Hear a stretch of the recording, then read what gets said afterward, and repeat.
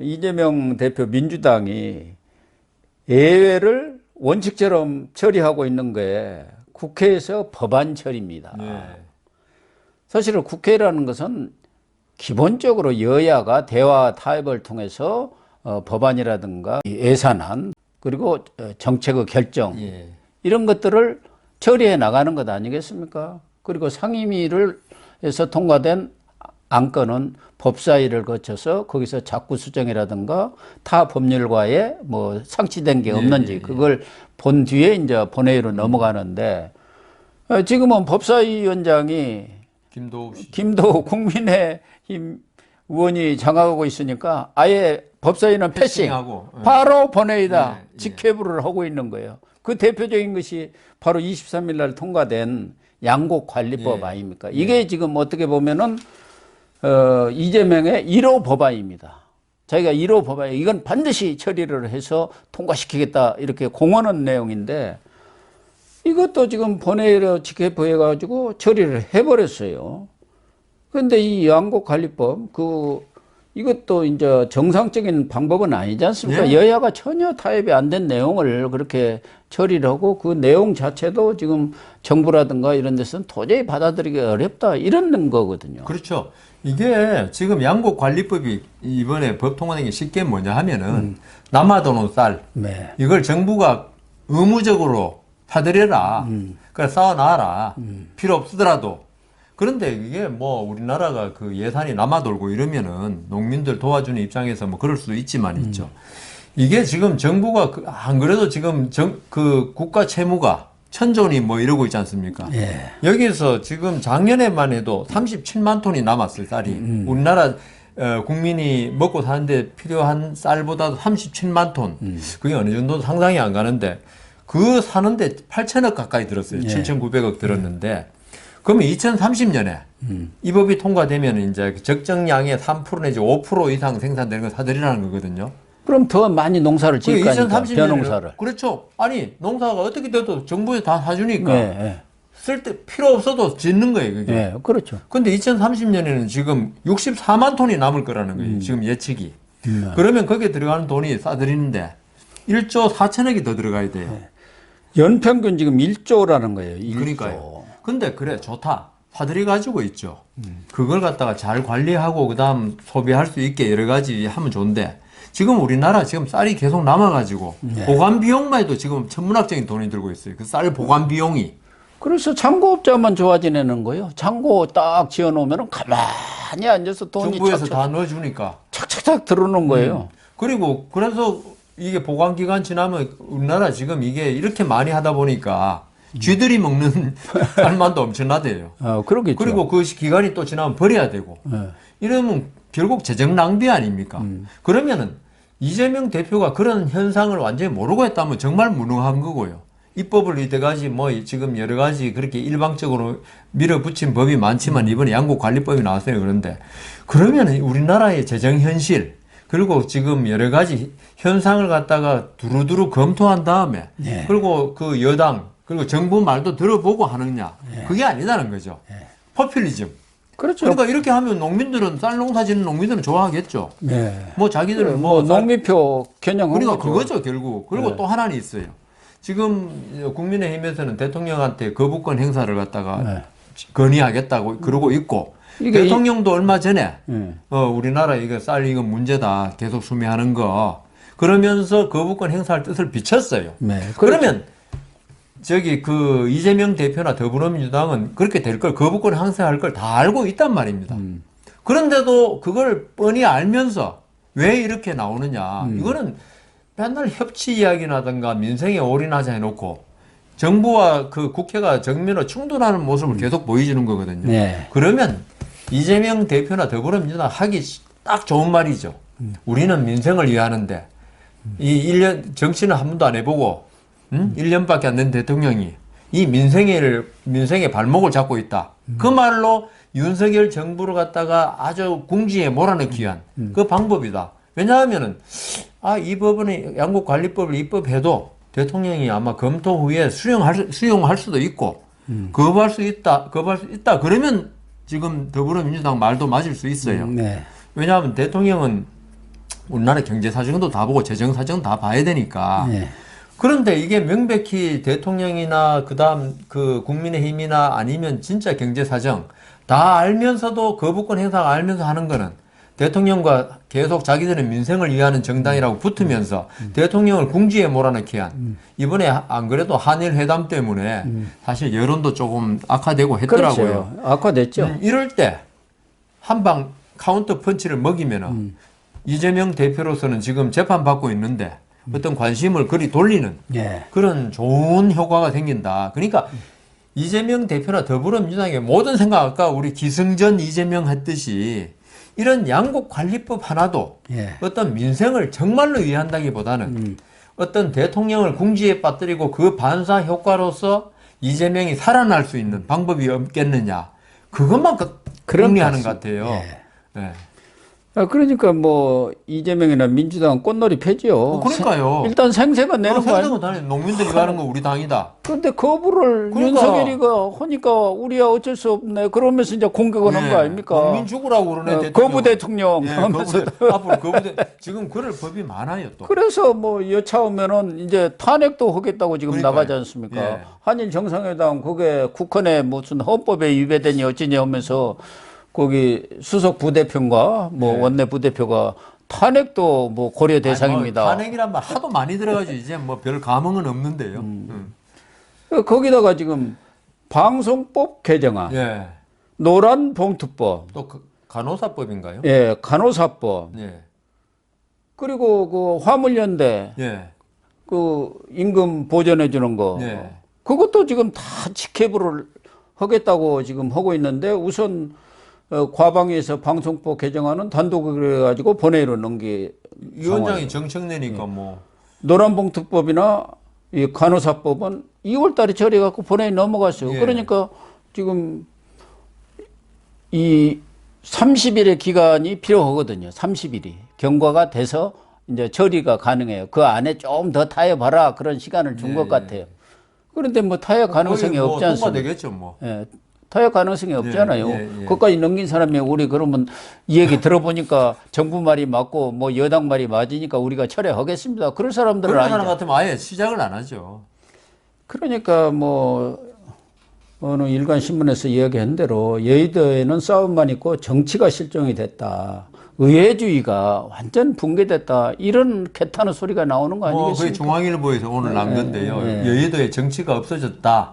정치가 없어졌죠. 네, 맞고요. 없어졌습니다. 그 원인에는 이재명 대표의 그 어떤 수사 이런 게 큰 역할을 했고, 그다음 이 야당에서 지금 더불어민주당에서 윤석열 대통령을 심정적으로 인정을 안 하는 것 같아요. 그렇습니다. 인정을 안 지금 하고 있어요. 어떻게 하면 상처를 줘가지고 계속 그 좀 힘들게 하는 국정을 이끌지 못하게 해가지고 내년 총선에 도움을 받으려 그러고 그다음 2027년 멀리는 그까지 도움을 받기 위해서 윤석열 대통령을 망한 대통령으로 만들어야 된다. 그러니까 윤석열 대통령의 어떤 정책을 가지고 토론하고 그게 잘못된 걸 비판하고 그거는 오히려 순기능이죠. 대통령이라고 맨날 잘만 할 수는 없잖아요. 국민의힘이라고 항상 좋은 정책만 내는 거 아니고 그걸 바로잡는 역할을 해야 되는데 그런 역할에는 아예 관심이 없고 윤석열 대통령이 하여튼 잘못돼 가지고 국정이 이런 심한 말 하면 되는지 뭐 파탄 나기를 그렇죠. 그걸 원하는 것 같아요. 그러면 네. 윤석열 정부의 파탄 사례 이래가지고 내년 총선에 써먹고 계속 써먹기 위해서 그래서 이 여의도에 저는 아까 그 나치의 수권법 이야기지 않습니까? 수권법은 없지만 지금 더불어민주당이 하는 행위를 보면요. 수권법을 가진 정당하고 똑같이 하고 있어요. 수권법이라는 게 가장 거의 나빴던 게 소수당 그리고 반대당의 그 의견을 묵살하는 거잖아요. 네. 그걸 무시하고 일당 독재로 나가는 게 수권법 아닙니까? 나치당의 독재로 나갔잖아요, 결국. 그것처럼 지금 더불어민주당이 계속적으로 행하는 입법 통과시킨 거 있죠. 이거는 더불어민주당이 수권법을 가지고 있는 거와 똑같아요. 결국. 그렇습니다. 예. 그러니까 여기 그 수권법을 가졌다는 게 뭐냐 하면 결국은 국민의힘의 말은 필요가 없는 거예요. 그리고 소수당의 말은 필요가 없고 심지어 정의당이라면 자기들 우군 아닙니까? 거기도 필요 없다는 거예요. 자기들한테 어떤 정략적으로 이득만 되면은 자기들이 모든 입법을 다 할 수 있는 수권법이 그거예요. 네. 모든 입법을 우리가 마음대로 할 수 있다는 게 수권법이거든요. 모든 권한을 가졌으니까. 민주당이 하고 있는 게 그거 그러니까요. 아닙니까? 네. 말만 수권법이 지금 우리나라에 없지.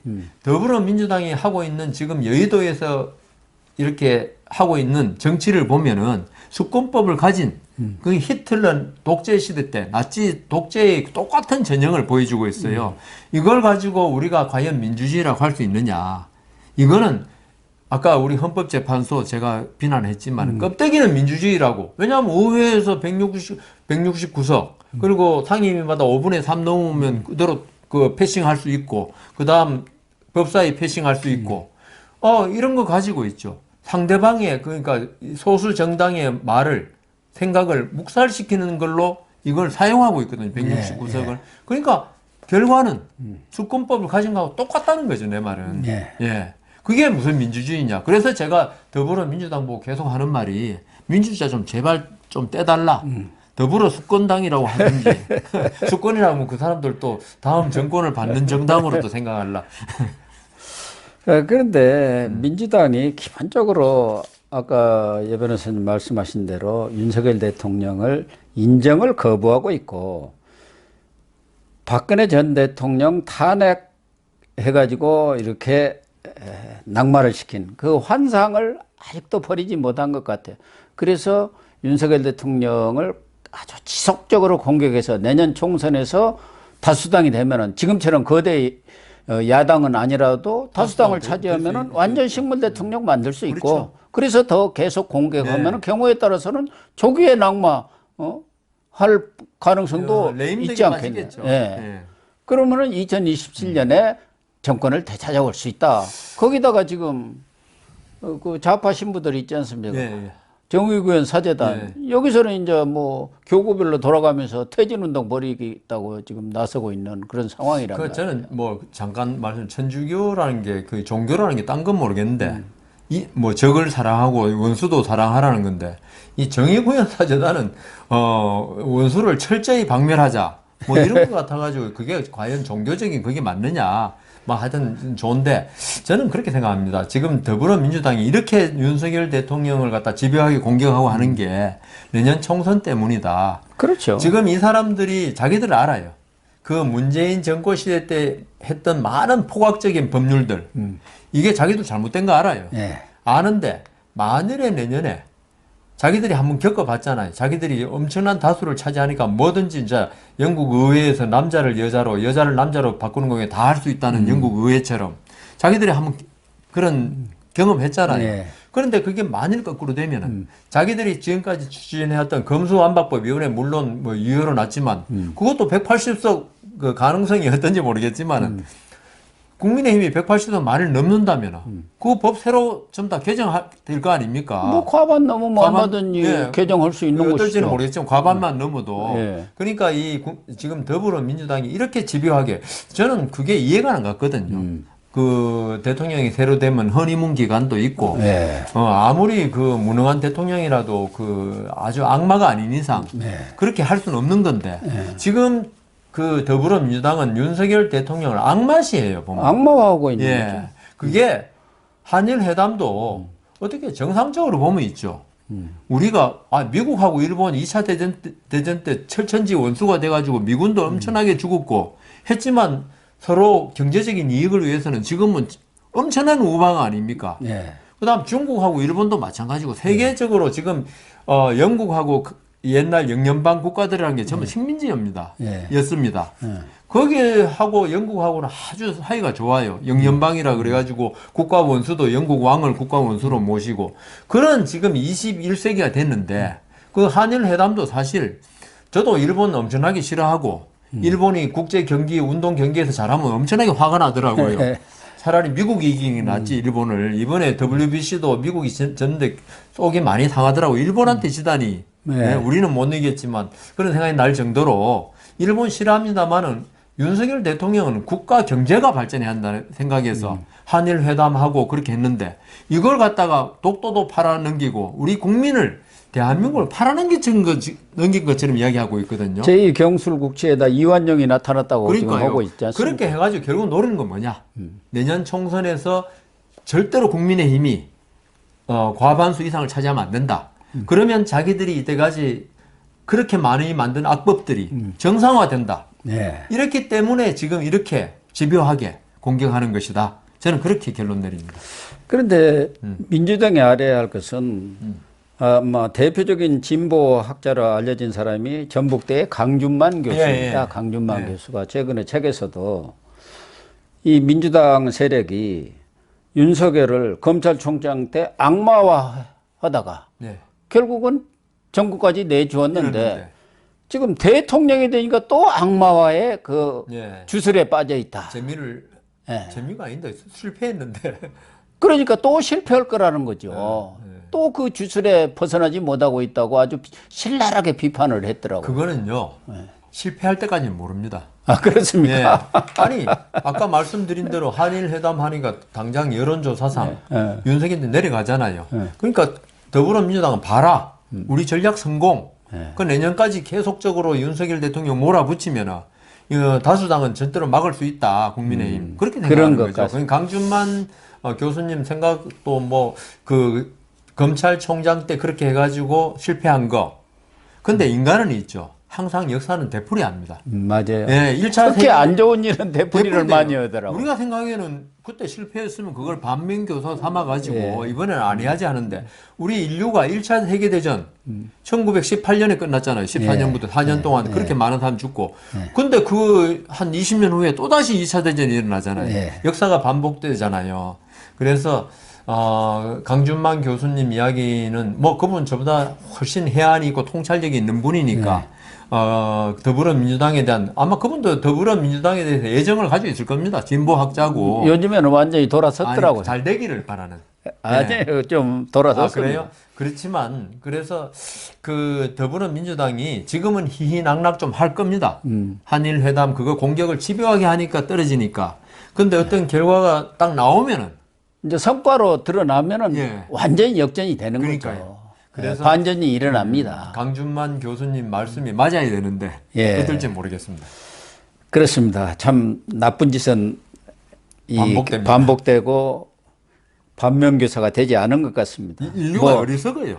대선 지방선거 지고 민주당이 제일 먼저 입에 내놓은 것들이 입법 독주 오만하게 이렇게 하다가 우리가 이렇게 크게 실패했습니다 하고 반성해야 되는데. 그 모드로 들어갔는데 또다시 또 며칠 지나니까 다 잊어버리고 지금 바로 입법 독재, 입법 폭주를 또 하고 있지 않습니까? 그러니까요. 예. 참 사람은 머리가 세대가리가 된 것 같습니다. 근데 결국은 그게 모든 죄악의 근원은 이재명으로 귀결되는 것 같습니다. 그러니까 사필귀 이재명이라고 기승전 이재명이라고 그러죠. 예, 그렇습니다. 네, 시청자 여러분, 오늘 방송은 여기서 마치도록 하겠습니다. 시청해 주셔서 감사합니다.